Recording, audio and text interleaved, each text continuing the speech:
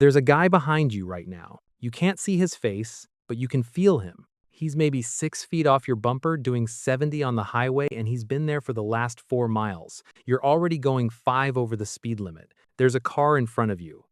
There's nowhere for you to go.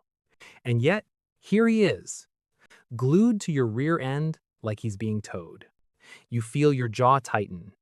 Your hands grip the wheel a little harder. You're not scared, you're annoyed, the specific kind of annoyed that makes you want to brake check a complete stranger at 70 miles an hour, which is insane. And you know it's insane, and you're still thinking about it. What is wrong with this person? That's the question I want to answer today. Not in a road rage is bad, drive safe kind of way. You already know that. I want to actually explain what's going on inside the head of someone who tailgates, because the answer is not what most people think, and once you understand it, two things happen. One, it genuinely changes how you react in the moment. And two, you're going to think about one specific person in your life who tailgates, and everything is going to make a lot more sense. Let's start with the obvious explanation, the one everyone reaches for. They're aggressive, they're jerks, they're in a hurry, and they don't care about anyone else. And yes, sometimes that's part of it. But here's the thing about aggression on the road, actual aggression. The kind that comes from genuine entitlement or hostility, it doesn't usually look like tailgating. It looks like cutting people off, laying on the horn, weaving between lanes. Tailgating is different. Tailgating is sustained.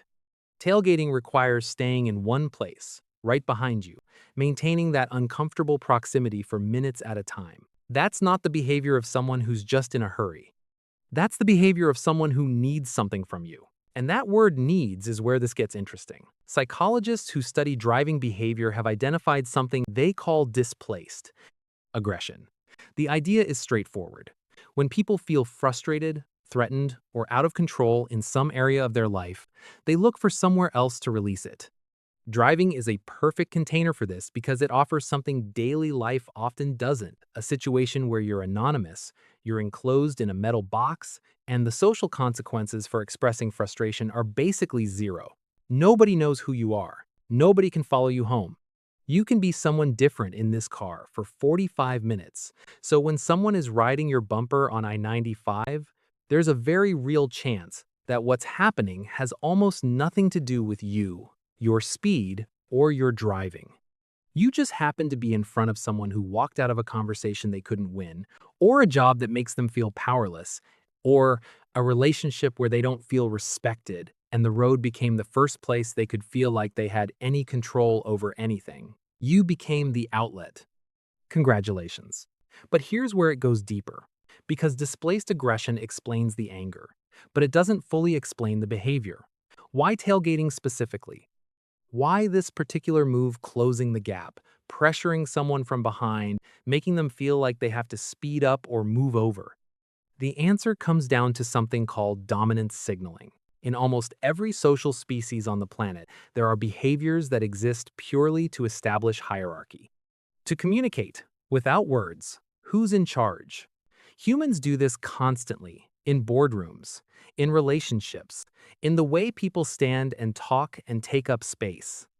Most of the time, we've learned to do this subtly, because overt dominance displays in everyday life make you look unstable. But in a car, the rules are different. Tailgating is a dominance signal. It's the vehicular equivalent of standing too close to someone in a conversation, invading their personal space to force a reaction to make them move, to make them uncomfortable, to get them to do something. The tailgater isn't necessarily thinking this consciously. They're not sitting back there going, I shall now establish my dominance over this Honda Accord. But that's the function of the behavior. Push until the other person yields. Get them to speed up. Get them to move over. Create a reaction that confirms, for a moment, that you have some power over something. And here's the part that flips it on its head. People who feel genuinely secure in their lives rarely do this. Think about the most confident people you know. The ones who are comfortable with who they are, settled in their relationships and their careers, not walking around with something to prove. Now think about how they drive. I'd be willing to bet they're not the ones glued to your bumper in the passing lane. Secure people don't need to assert dominance over strangers in parking lots and on highways because they're not running some kind of internal deficit that needs to be filled. They're okay. The world is not constantly challenging their sense of self, so they don't need to constantly fight back. The tailgater, more often than not, is fighting back. Just not against you. There's research from the University of Hawaii, a study on aggressive driving, that found one of the strongest predictors of road aggression wasn't anger as a trait. It wasn't even impulsivity. It was something called status anxiety, the fear of being seen as low status. The constant, grinding awareness of where you fall in a social hierarchy and the desperate need to move up it or at least defend your position in it. People high in status anxiety are more likely to honk, more likely to tailgate, more likely to react aggressively when they feel like another driver is disrespecting them, even when the other driver is doing absolutely nothing wrong. Because in their mind, someone driving slower than they want to drive in front of them isn't just an inconvenience, it's a challenge. It's someone telling them, without saying a word, that their time doesn't matter, that they don't have the power to make this person move. And that feeling of powerlessness, of low status, is so intolerable that they will put themselves and several other people at risk to make it stop. Which is, if you step back and look at it clearly, one of the saddest things I've ever described on this channel. Now let's talk about the specific type of tailgater, because they're not all the same. There's the oblivious tailgater. This person genuinely does not realize how close they are. They have no spatial awareness in a car. They follow the vehicle in front of them by feel, and their safe following distance is calibrated somewhere around 2 feet because that's always how they've driven. These people are actually dangerous in a way that's hard to be angry at because they're not doing it on purpose. They're just bad at cars. You've met these people. They also stand too close in line at the grocery store. It's the same thing. Their personal space bubble is miscalibrated across the board. There's nothing deeply sinister here. There's just a person who needs more practice with spatial awareness, and maybe also a ruler. Then there's the impatient tailgater. This one's in a hurry, genuinely or at least in their mind, and they've decided that riding your bumper will somehow communicate that urgency to you and cause you to either speed up or move over. The impatient tailgater is usually not deeply malicious either. They're stressed, they're running late, they're the product of a culture that decided urgency is a virtue and slowing down is a character flaw. They need to be somewhere, or they need to feel like they need to be somewhere, and right now you are between them and that place. The frustrating thing about the impatient tailgater is that they are almost never actually late. They are overwhelmingly likely to be the same person who was fine 5 minutes ago and then suddenly, inexplicably, was in a massive rush the second they got on the highway. And then there's the one we've been building toward, the power tailgater. This is the person doing it deliberately. Not necessarily with full conscious awareness, but with intent. They see you, they gauge that you're going too slow or that you're in their lane, and they close the gap as a statement, as a demand. This is the person making eye contact with you in your rearview mirror. This is the person who, if you speed up, speeds up too. If you move over and they pass you, there's a decent chance they'll slow down in front of you, not because they actually want to drive slower, but because they needed to win something. They needed to be in front.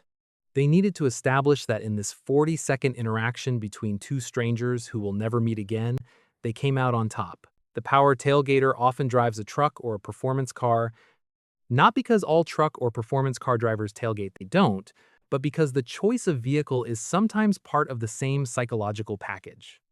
If you're building an identity around dominance and status, the vehicle is part of the uniform. Now here's the practical part, because I know someone is watching this after being tailgated into genuine rage, and I don't want to just hand you an interesting psychology lesson and leave you hanging. The single worst thing you can do when someone is tailgating you is to make it personal, because it's not personal. It literally cannot be personal. This person does not know you. They don't know anything about you. Whatever is driving their behavior, it started before they ever saw your car. You're just the current frame for something that has been running in the background of their life for a long time. When you brake check someone, when you slow down to mess with them, when you match their energy and turn it into a thing, you've now made a choice to let a stranger's unresolved psychological baggage become your emergency. And I say this with genuine warmth. That is a terrible trade. You are handing your nervous system, your morning, your drive, your day to someone you will never see again, who is already not okay, and who will not even remember this interaction in an hour. The move, and I know it's unsatisfying, is to let them pass. Move over if you can. If you can't, maintain your speed and let them sit back there doing whatever they're doing. You don't have to solve it. You don't have to win it. You don't have to teach them a lesson they are constitutionally incapable of learning in this moment. From you, going 70 on the highway. The moment they pass you and you watch them do the exact same thing to the next car, you'll see it clearly. This was never about you. Here's what I want you to hold on to from all of this, and I think this is actually useful beyond the road. People in your life who try hardest to control situations, who push when they should wait, who make everything a competition, who can't let you merge without it costing them something. These people are not stronger than you. They just have more to prove. The aggression is almost always a roof over something that's caving in. Status, anxiety, powerlessness, fear of irrelevance, a need for control that comes from feeling like they have none. That doesn't mean you have to be patient with it indefinitely. It doesn't mean you let someone tailgate you into a guardrail, but it does mean you don't have to meet it at that level. Understanding what's actually happening gives you distance from it.